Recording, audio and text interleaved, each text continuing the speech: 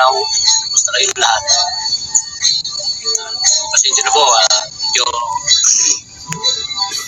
minsan lang ako sa isang araw, isang beses lang ako mag-upload. Kasi may trabaho ako.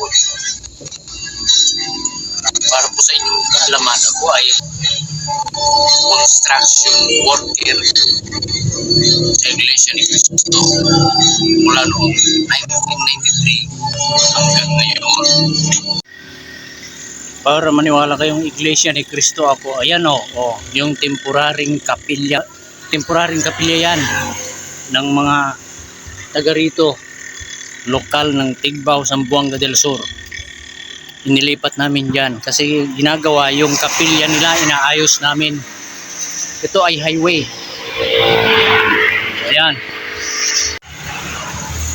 Baka sabihin ninyong nagsisinungaling ako buklod ako. Nasa kabisa ng buklod, mga kadiwa na yung tatlo kong anak. Yung isa binhi under sa pagdodoktrina 12 anyos.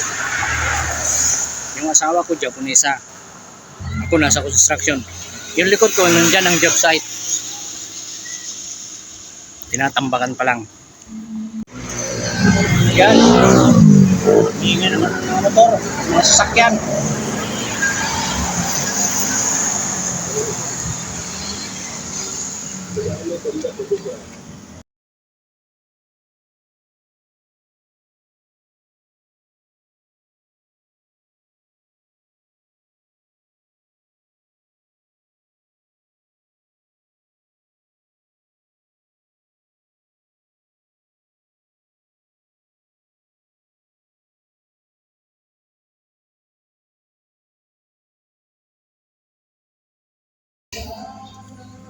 Ayun, ako po ay isang construction worker. Siguro naman ay naniniwala na kayo. Pinakita ko na sa inyo yung job site. So ngayon nandito kami sa job site ngayon. December 30 na, mula noong kailan pa kami nag-umpisang mag-skeleton floor. December noong Sabado.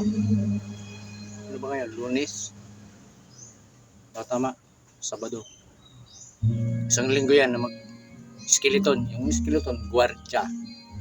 Kasi nagbakasyon lahat ng mga trabahador. Walang maiwan dito. Nandyan yung mga materialis. Dapat bantayan. Isang linggo. Kailangang bantayan yung mga materialis na yan. Kasi sa iglesia yan. Wala po kaming ginagawa dito. Nag-guardia lang anim kami. Bawat shifting, 2. Mula alas 7 ng umaga hanggang alas 3. Tapos alas 3 ng hapon hanggang alas 11. Tapos alas 11 ng gabi hanggang alas 7 ng umaga. 3 shifting, tigda 2 tao. Yan ang aking trabaho. Para maniwala kayo. Iglesia ni Cristo ako. Pero yung makita niyo yung aking mga vlog, hindi pang politiko, hindi rin relihiyon. Pang-apat pa lang yata yan. Ito. May ginawa ko kasi nga mag-init ang issue ngayon tungkol sa gagawing peace rally sa January 13, 2025. Sasaktan yung aking damdamin.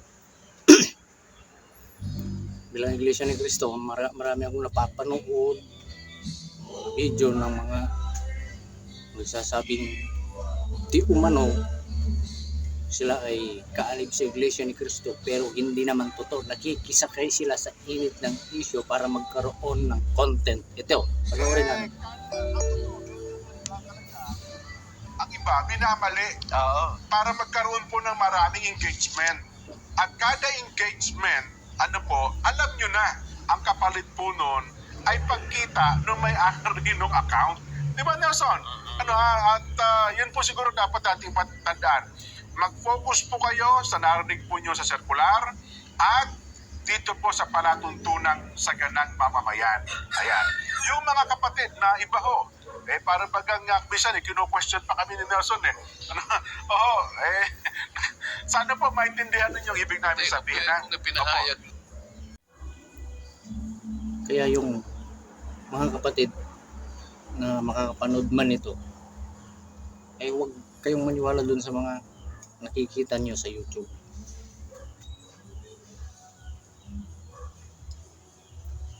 May mga peke. Ayan nga, yung binabago. Sabi nga ng mga announcer, host sa Net25, hindi ko sila kilala kasi hindi naman ako nanonood araw-araw kasi nga may trabaho ako. Gusto ko lang sagutin yung sinasabi ng iba na mayaman na daw ang iglesia. Totoo, mayaman, napakayaman. Napakayaman. Bawat lugar, distrito, may mga itinatayong mga kapilya. Kung hindi isa, dalawa. Ilan ang distrito sa Pilipinas? Ang dami. Pero sinasabi ninyo na magkano kayang ibinayad ng politiko sa iglesia ni Cristo? Wala silang binabayad. Yung mga ginagamit sa loob ng iglesia ni Cristo na pera ay galing sa lahat ng mga kapatid. Pagsamba, nagsasagawa ng pag-aabuloy. Meron niyang pag-aabuloy, pagsamba. Sa loob ng isang linggo, 2 beses sasamba. Bawat pagsamba may abuloy. Maging yung mga PNK, may abuloy yan kung sumasamba sila. Ang walang abuloy lang dyan ay yung mga tanging pagsamba, tanging pagtitipon, tanging pagsamba, pamamahayag. Yun ang wala. Pero yung pagsamba, Miyerkules, Huwebes, Sabado, Linggo, meron.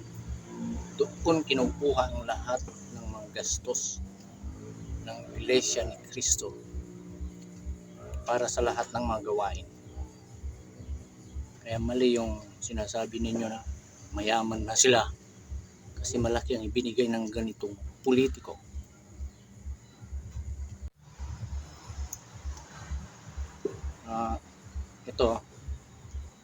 Itong video nito, sabi ko sa inyo, pang-4 pa lang. Kung mapapansin nyo yung aking mga video, hindi ganito. Ngayon ko lang ito ginawa kasi iglesia ni Cristo ako nasasaktan. Pesta. Sa atin na mga kapatid, nagkakaintindihan tayo Salita at lingwahe pa lamang po natin, nagkakaintindihan na po tayo.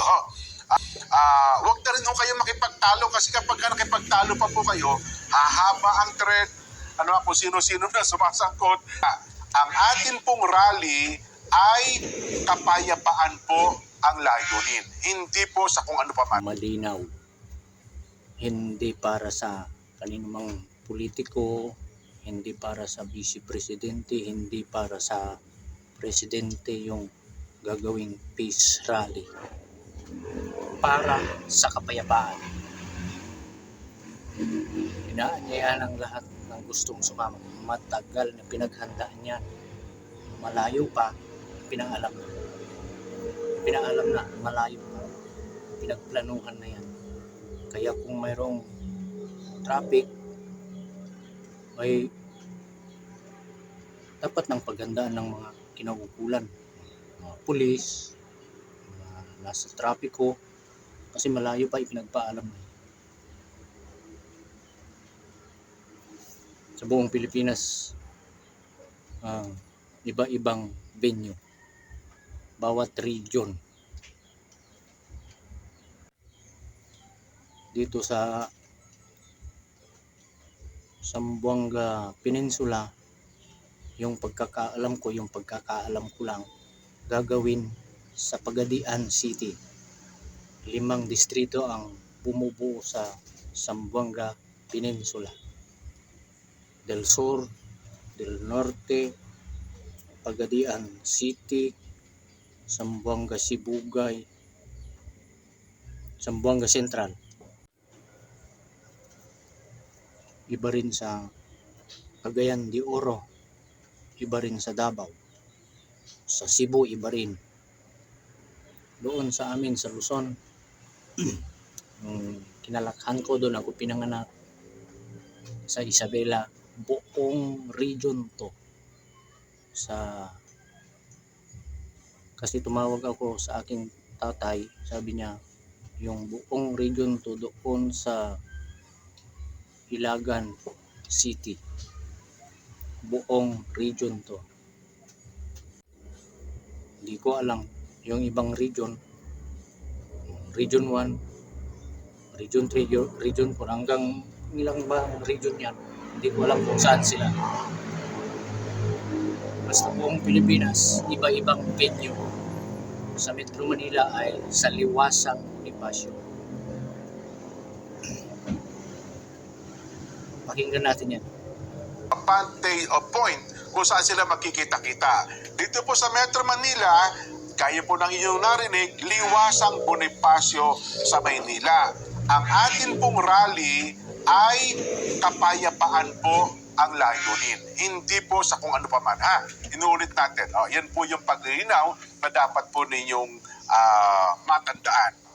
Hindi kilos protesta. Wala tayong pinoprotesta. Wala po. Kasi iba, pinapakahulugan ko na rally, kilos protesta. Hindi po, ang rally po hindi isang tuloy na kilos protesta. Hindi ko sila kilala yung mga host dyan kasi hindi naman ako nanonood araw-araw kasi nga may trabaho. Pero yung sinasabi nila totoo. Totoo yun. Kaya yung nagsasabi ng mga content creator, mga vlogger na hindi raw tatagumpay, manggugulo lang daw. Ang nanggugulo yung hindi Iglesia ni Cristo na sumakay, na sumama, nakisabay. Kasi mayroong tagbilin